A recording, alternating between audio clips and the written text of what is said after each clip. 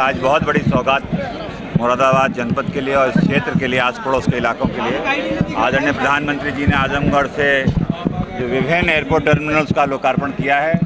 ये मुरादाबाद का टर्मिनल इस क्षेत्र के विकास के लिए मील का पत्थर साबित होगा। 147 एकड़ में जो एयरपोर्ट बना है और ये टर्मिनल बिल्डिंग 30 करोड़ की है, ये जनता के लिए समर्पित की जा रही है।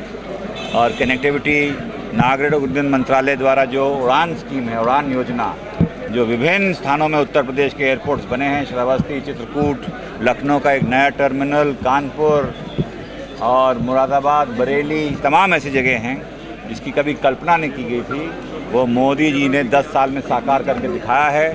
मोदी जी के सानिध्य में, माननीय मुख्यमंत्री जी के नेतृत्व में उत्तर प्रदेश में एक विकसित भारत की ओर जो हम लोग अग्रसर हैं, उनके संकल्प को और मजबूत करने के लिए प्रयासरत हैं।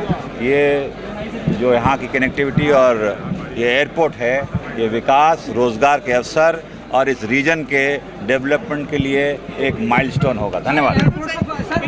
सर, फ्यूचर में देखिए, मोदी जी ने देश की तस्वीर और तकदीर बदलने का काम किया है। सड़कों की जो दुनिया है उसमें इजाफा हुआ है। आज उत्तर प्रदेश हाईवे का राज्य है, एयरपोर्ट का राज्य है। गरीब कल्याण के लिए, गरीब उत्थान के लिए सरकार लगातार काम कर रही है और उत्तर प्रदेश से इस बार हम 80 की 80 लोकसभा सीटें जीतने वाले हैं। और निश्चित रूप से जो मोदी जी ने आज जनता के बीच में एक पकड़ बनाई है, एक पहचान बनाई है, दिलों में जगह बनाई है, इसलिए भारतीय जनता पार्टी 80 की 80 लोकसभा इस बार जीतने वाली है। विपक्ष कह रहा है कि मुस्लिम वोटर्स जो है वो कहीं भी टिकते हुए नहीं दिख रहा है, क्योंकि कोई किसी भी मुस्लिम प्रत्याशी को नहीं दिया जा रहा। अखिलेश यादव इस बात को लेकर स्थान में देखिए, टिकट देना विषय नहीं है। बात यह है कि 4.5 करोड़ लाभार्थी केवल उत्तर प्रदेश में है। 2 करोड़ 61 लाख लोगों को, मुसलमानों को राशन मिल रहा है।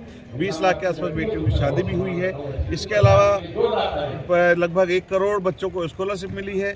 तो ऐसी कोई 20 लाख गरीबों को, मुसलमानों को आवास मिला है। तो ये प्रधानमंत्री की गरीब कल्याण की नीति है। गरीब का साथ और गरीब का विश्वास भारतीय जनता पार्टी के साथ जुड़ा है। अंत्योदय की भावना के साथ पार्टी काम कर रही है।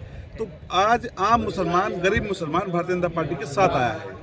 बासित अली जी, वो है ना आपका जो आप लगे हुए हैं कि मोदी भाई है, वो करके कार्यक्रम जो है पूरा, कितना बेनिफिट है? दूरी ना खाइए, मोदी हमारा भाई है। देखिए, पूरे उत्तर प्रदेश के अंदर उर्दू में जो पोस्टर लगे हैं, करोड़ों लोगों की भाषा उर्दू है और उर्दू से एक मुसलमानों का खास अपनी तो रहता है, अपनी भाषा मानते हैं, इसलिए ना दूरी है ना खाई है। मोदी हमारा भाई है। पूरे प्रदेश भर में होर्डिंग लगे हैं। ये एक तरह का प्रचार है, जोड़ने की भावना के साथ हम गली गली, हर मोहल्ले, हर आदमी तक पहुंचे और उस तक पहुंचे जहां तक हमारी बात नहीं पहुंची थी। ये उसका प्रयास है।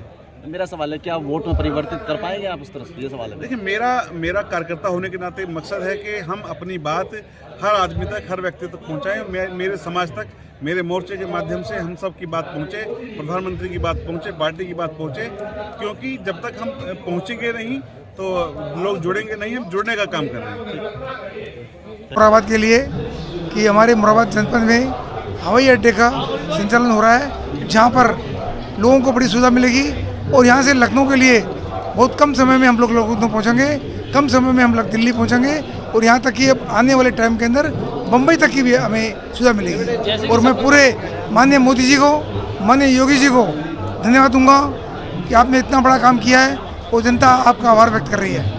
जैसे कि संभल लोकसभा से आपको बिना प्रत्याशी घोषित किया गया है और एयरपोर्ट का उद्घाटन है, तो आप क्षेत्र की जनता के से क्या आभार व्यक्त करेंगे माननीय प्रधानमंत्री जी का? समस्त जनता ने, समस्त केंद्रीय नेताओं ने मुझे विश्वास व्यक्त किया है। मैं इस विश्वास पे खरा उतरूंगा। संभल जनपद में, संभल लोकसभा में इस बार कमल का फूल खिलेगा। आदरणीय नरेंद्र मोदी जी तीसरी बार देश के प्रधानमंत्री बनेंगे। इतिहास में रचा जाएगा कि मोदी सरकार ने, योगी सरकार ने मुरादाबाद को इतनी बड़ी सौगात दी है कि नहीं दी है? पहले जरा बताओ। ये पीछे से कुछ आवाज नहीं आ रही है। ये जो एयरपोर्ट है, आप समझ नहीं सकते कितना परिवर्तन लाएगा। और ये परिवर्तन जो 10 साल में केंद्र सरकार का और 7 साल में प्रदेश सरकार का दिखाई दे रहा है कि नहीं दे रहा है?